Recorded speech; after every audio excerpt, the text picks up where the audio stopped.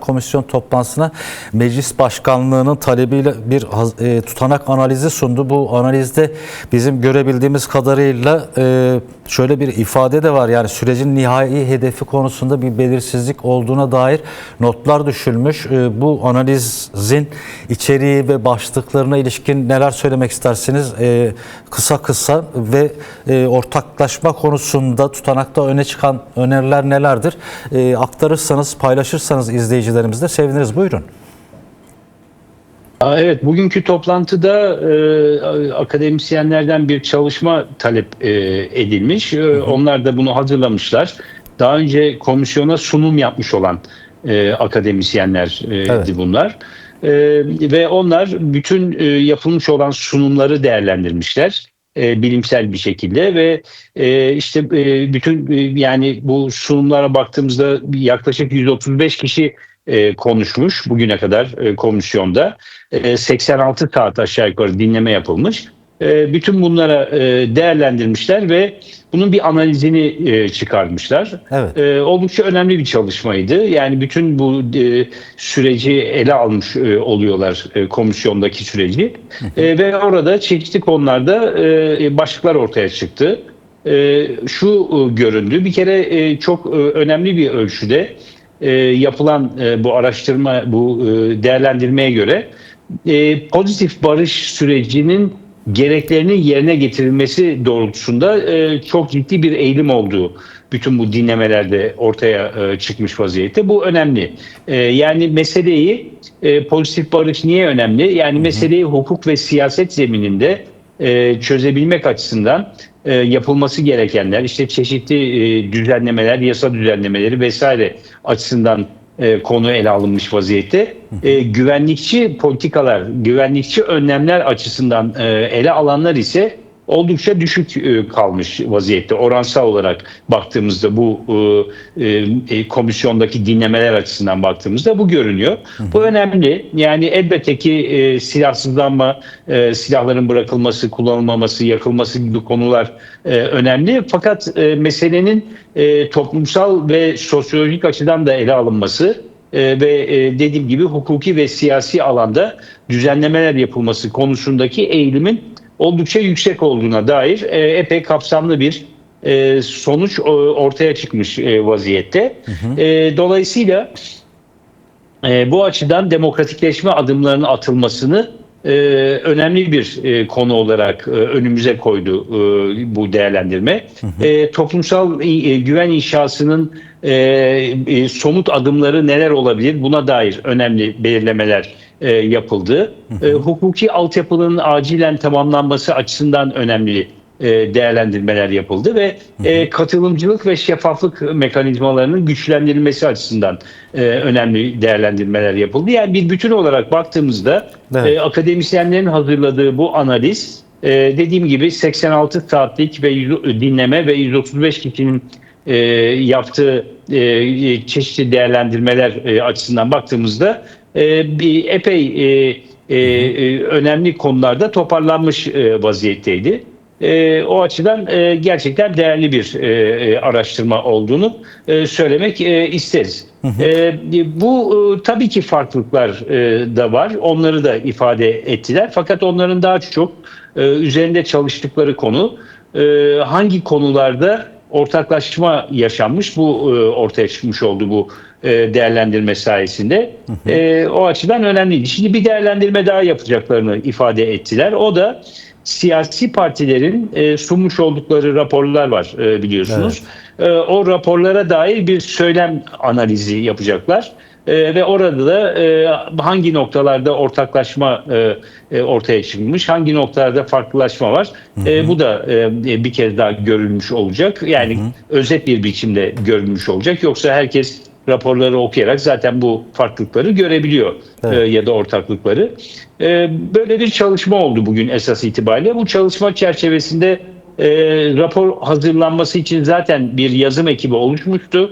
Bu yazım ekibi pazartesi günü ilk defa bir araya geldi ve o yazım ekibi çeşitli başlıklar belirledi ortak rapor açısından. Evet. Bu ortak raporun yazımına dolayısıyla taslak en azından oluşması açısından çalışmaya başladı herkes kendince ve sanıyorum Ocak ayının ilk haftasında yani meclisin açılacağı hafta bu 5 ya da 6 Ocak olabilir.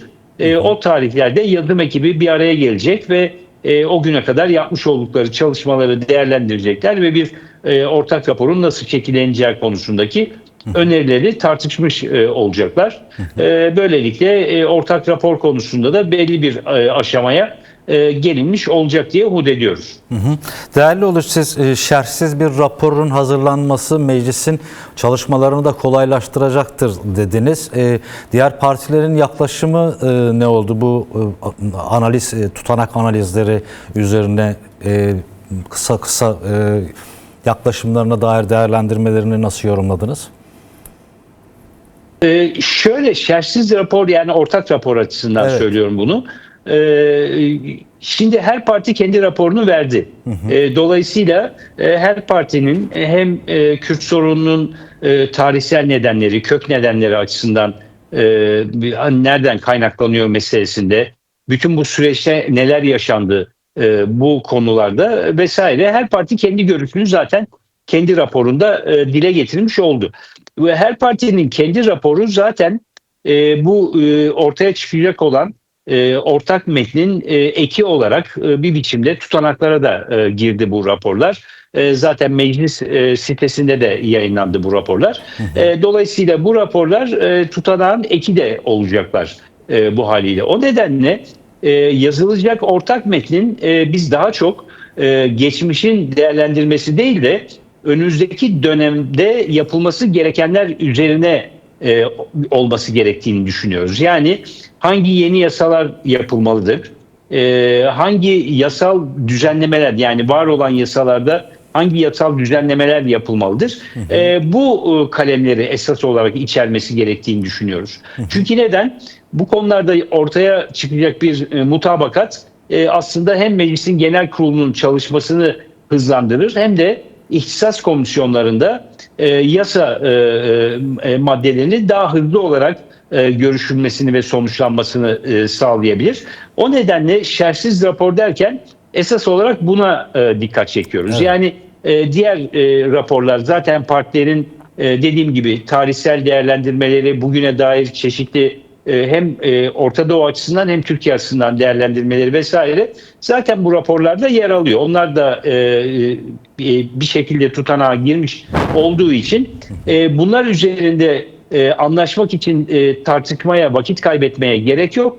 Böyle bir ihtiyaç da yok. Ama esas olarak tartışmanın sürmesi gereken konu, dediğim gibi önümüzdeki haftalarda hangi yeni yasaların çıkarılması gerekiyor ve hangi yasal düzenlemelerin yapılması gerekiyor. Bunun üzerine tartışmak lazım. Biz o nedenle bunlarda anlaşma sağlayabilirsek şerhsiz bir raporun çıkabileceğini düşünüyoruz. Önerimiz bu doğrultudaydı esas itibariyle. Onu göreceğiz önümüzdeki dediğim gibi ayın 5'inde ya da 6'sında yazım ekibi ilk toplantısını yapmış olacak ve bir ortak taslak üzerine konuşuyor olacak. Orada bunu daha net olarak anlayacağız ama bizim için ideal olanın bu olduğunu söylemek isterim. Ondan sonra, çünkü bu konuda bir ortaklaşma sağlanırsa yapılması gereken yasal düzenlemeler konusunda zaten yasaların madde yazımı konusunda bir ihtisas komisyonunun çalışması gerekecek. Orada zaten farklı görüşler de varsa ifade edilebilir ve bu yasa maddeleri konusunda dile getirilebilir. Dolayısıyla oraya kadar mümkün olduğu kadar ortaklaşarak ilerlemenin hem topluma mesaj verilmesi hem barışın toplumsallaşmasının olumlu anlamda sağlanması açısından adımlar atılması için önemli olduğunu doğrusu düşünüyoruz. Çünkü bugün görünüyor ki bu süreç karşıtları bir bütün olarak süreç karşıtları, yani hem siyasal alanda hem bürokrasideki süreç karşıtlarının en fazla tepkilerini yükseltecekleri, tartışacakları dönem aslında bu yasaların tartışıldığı dönem olacak. Dolayısıyla buna ne kadar güçlü bir şekilde ve ortaklaşarak gidilirse o sürece o kadar kolay atlatma imkanı da ortaya çıkar diye doğrusu düşünüyoruz. Değerli Uluç, son olarak bu ben baktım gördüğüm kadarıyla EMEP Milletvekilliği İskender Bayhan'ın bugün sunulan bu akademisyenlerin hazırladığı tutanak analizine yönelik eleştirisi de vardı. Şöyle bir ifadede bulunmuş. Bu değerlendirmenin içerisinde İmralı görüşmesi ve kapalı oturumlar olmadığı için eksiktir diyor ve rapor yazım sürecinde grubu bulunmayan partilerin de katkı sunması gerektiğini söylüyor. Bunu benzer bir ifadeyi tip temsilcisi Ahmet Şık da söyledi. Bu konuya dair değerlendirme ve yorumunuzu da duymak isteriz son olarak. Tekrar söz size vereyim. Buyurun. Ya önce şunu söyleyeyim, teknik bir şey söylemek istiyorum. Zaten kapalı oturumlara katılanlar dışındakilere açık olması söz konusu değil. Evet. Hukuki ve teknik açıdan baktığımızda. Dolayısıyla akademisyenler o kapalı oturumları yorumlayamazlar. Oradaki tutanakları okuyamazlar 10 yıl boyunca. O yüzden onların zaten dahil edilmesi söz konusu olamaz. Hele bu komisyon hazırlayacağı ve Meclis Genel Kurulu'nda sunacağı raporadan söz ettiğimiz zaman o kamuoyunda açıkça tartışılacak, konuşulacak bir rapor olduğu için orada da kapalı oturumların değerlendirilmesi mümkün değil. Bu işin teknik kısmı. Onu bir kenara koyayım. Ama elbette ki bu İmralı'da Sayın Öcalan'la yapılmış olan görüşmenin notları zaten özet olarak biz bu özetin doğru bir tutum olmadığını düşünmüştük. Bunu da söyledik zaten. Tutanaklara da geçti ama özet olarak da olsa değerlendirilmesinin önemli olduğunu doğrusu biz düşünüyoruz. Akademisyenler bu konudaki soruya bir cevap vermediler. Dolayısıyla o özet raporu ya da tutanağı değerlendirmeye alıp almadıklarını doğrusu bilmiyoruz şu anda. Evet. Ama bunu öğrenir, konuşuruz. Almadılarsa alınması elbette ki önemlidir. Fakat özetin alınması yeterli olmaz. Daha geniş bir tutanak var. 16-17 sayfalık. Bizim heyetimizden oraya gitmiş olan arkadaşımızın da altına imza attığı bir tutanaktır bu. Onun tabii ki bu değerlendirmeye alınması ve bu değerlendirme içinde analize dahil edilmesi elbette ki gereklidir. Bu tartışmasız bizim açımızdan ve çok önemlidir. Ama onu önümüzdeki toplantı öncesinde de netleştiririz ve o konuda nasıl adım atılacaksa birlikte karar verilebilir ama dediğim gibi kapalı toplantıların dahil edilmesi zaten teknik olarak ve hukuki olarak mümkün değil bu aşamada. Çünkü onların tutanakları 10 yıl boyunca yayınlanmamak üzere kapatılıyor. O nedenle mümkün değil. Ama genel olarak baktığımızda son iki cümlede onun üzerine söyleyeyim.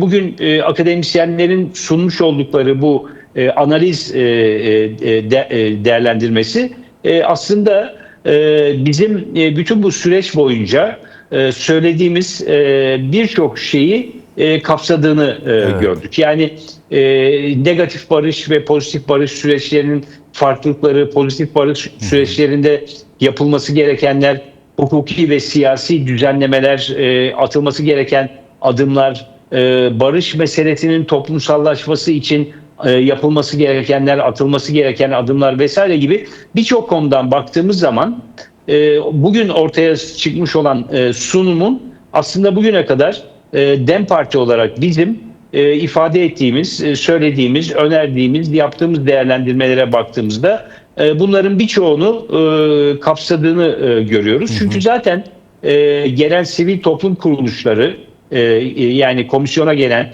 sivil toplum kuruluşları olsun, iş çevreleri olsun, sendikalar olsun, akademisyenler olsun ya da dernek temsilcileri olsun, işte barış anneleri olsun, cumartesi anneleri olsun, bütün hepsi açısından baktığımızda kanaat önderleri olsun. Zaten onların yaptıkları sunumların bizim genel olarak Kürt sorununun kök nedenleri üzerine söylediğimiz ve çözüm önerileri olarak ifade ettiklerimizle çok büyük oranda örtüşmeleri olduğunu da hep birlikte görmüştük. Bunun da ortaya çıkması bugünkü değerlendirmeyle bir kez daha görülmüş oldu.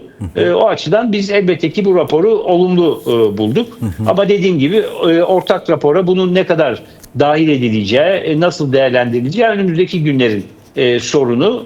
Umarız o konuda da bir aşama kaydedilir ve ortak rapor Meclis Genel Kurulu'na çok gecikmeden sunulur. Değerli